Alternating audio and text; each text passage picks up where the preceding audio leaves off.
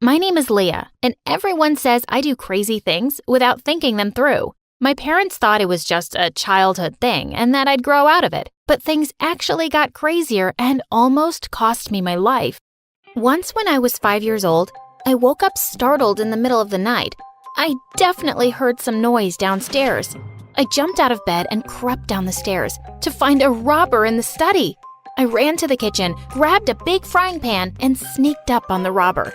The minute he turned around, I hit him smack in the face and he dropped to the floor. Seconds later, my parents came running at the noise and called the police. I thought they'd praise me for being a hero, but instead, they lost it with me. Why did you even go down alone? Do you have any idea how dangerous that was?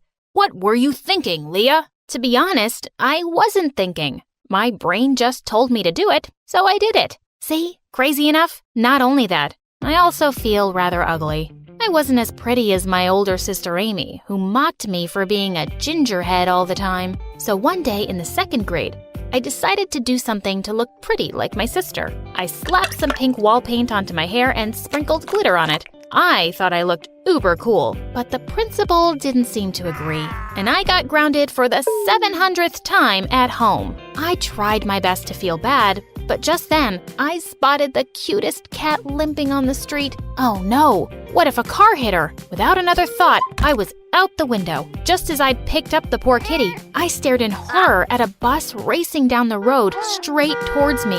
It sharply swerved and crashed into a tree on the side. Just then, a car drove straight into the bus, and before I knew it, there was a 10-car pileup.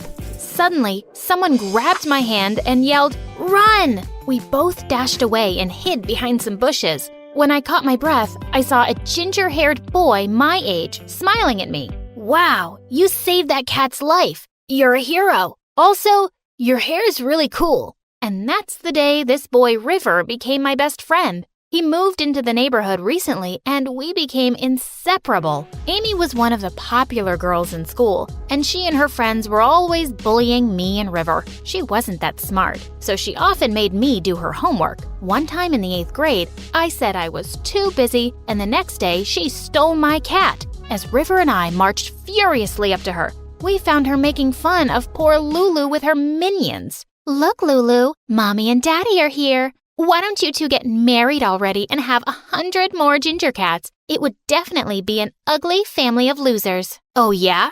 Maybe we will. And we won't be inviting you to the wedding." "Ew, River, we're not getting married, ever. Now give me back my cat, Amy. I'll do your stupid homework." And she did, and I did, but I did it all wrong. When we moved to the 9th grade, another drama was added to my life. We got a literature teacher who was an absolute terror. She always brought along a long, thin stick and hit it on our desks randomly. And one fateful day, she turned her wrath to me. "You, open your book to page 4, read the first sentence, and tell me what you think." Anna opened her lunchbox and ate her chicken nuggets. That means some girl Anna opened her lunchbox and ate some chicken nuggets? I have 2 words for you. Nuh-uh. The lunchbox represents the working class, chicken represents weakness, and a nugget means small. So it means Anna is a small, poor coward. Buy a brain, please. What? When the lunch bell finally rang, we all got up to run out, but the teacher smacked her stick on her desk and screamed, "I am the bell, and no one leaves until I say so." Suddenly, I snapped, and without thinking, I snatched her stick. Everyone gasped and held their breath. And then I broke the stick in 2 over my knee. No one messes with a hungry girl. Of course, I was sent to the principal right away and given detention for a month. But when I went back to class, I got a hero's welcome. All hail Leah, the new school queen! River picked me up and twirled me around. Then he looked into my eyes and said, "Leah, you're amazing. You've always been the coolest girl I've ever known." And with that, he suddenly kissed me. My head was spinning with shock as everyone around us cheered.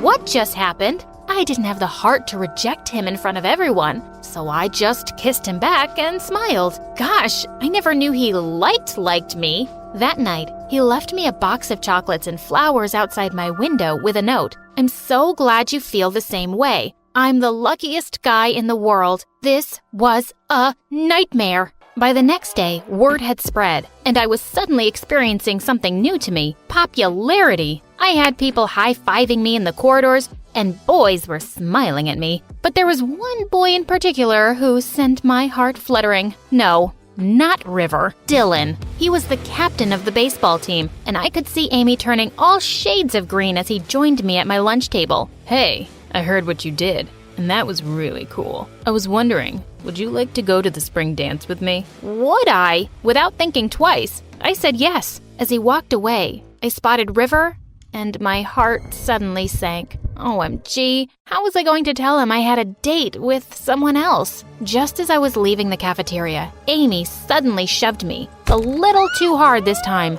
I wasn't able to stop myself from falling and landing on the ground, hitting my head, and I blacked out. When I woke up, I found myself in a hospital bed. Hello, Leah. You fell down and hit your head. Tell me if you remember what happened before that. I remembered everything, that which Amy was going to pay, and oh God, I still had to break my best friend's heart. But then, the world's best idea hit me. It was like the universe had sent me an opportunity, and I was going to take it. Without another thought, I said, I don't remember anything. After asking me more questions, the doctor diagnosed me with anterograde amnesia. I pretended I couldn't remember anything, except my early childhood. River was devastated that I didn't remember him. He kept visiting me and trying to jog my memory. Don't you remember the first time we met? You saved the cat and named her Lulu? I named her Lulu? That's an incredibly stupid name. River, I'm sorry, but I just don't remember you. It's okay. I'll keep waiting till you do. No, I won't remember you. I mean, I don't think so. Ow! My head hurts. I went to the spring dance with Dylan and had the most amazing evening with him. When he dropped me home, I could see Amy spying on us from her window. On impulse, I pulled Dylan close and kissed him. He kissed me back. And honestly, this kiss felt just right. Also, it made Amy super mad, so life was kinda perfect. Except that it wasn't perfect. You see, it broke my heart to see River look so sad whenever I saw him, and I really missed my best friend. I didn't know how to fix this mess I'd made, but that situation took care of itself soon enough. One evening, when I was getting ready for a date with Dylan, Amy suddenly barged into my room and slapped pink paint onto my head. What are you doing? Oh, I'm sorry.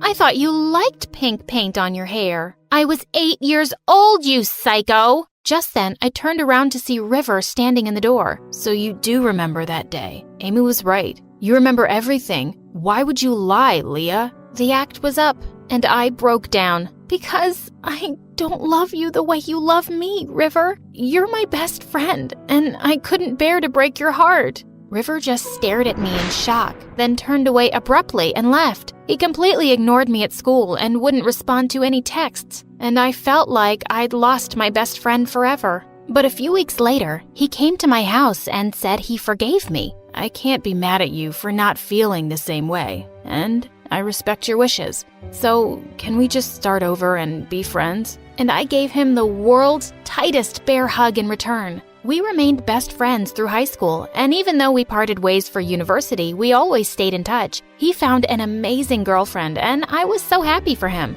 I dated Dylan all through university and graduated with honors. So, studying engineering was the worst decision of my life.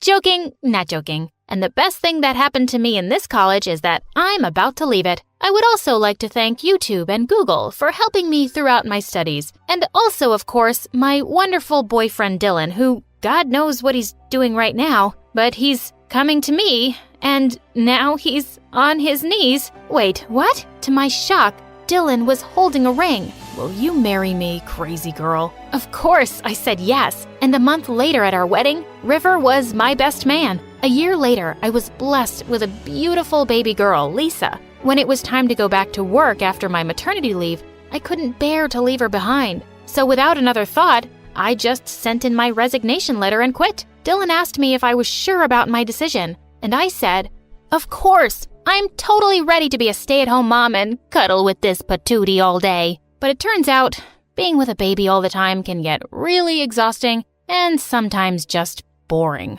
One day when Lisa was 2, I was busy writing on my laptop when I looked up to see her eating my popsicle. How had she found my secret stash in the freezer? I jumped up and grabbed it from her. That's mine. But when I saw her little baby lips quiver and her eyes well up, I sighed. Fine, you can have it. Watching her turn instantly happy made me really happy. And I thought to myself, wow, this motherhood business really changes you. But I didn't realize how much I'd changed until a year later when Lisa fell really ill. After running all sorts of tests, it turned out that she needed a kidney transplant. And I was a perfect match. And I didn't even have to think about it for a second. Maybe you should try to find another donor first. Life with one kidney can be difficult sometimes. No one can be a better match for her than me. And I don't even have to think about this twice. We both underwent the surgery, and even though it took me a lot of time to recover, I never regretted my decision when I saw my happy, healthy baby playing around.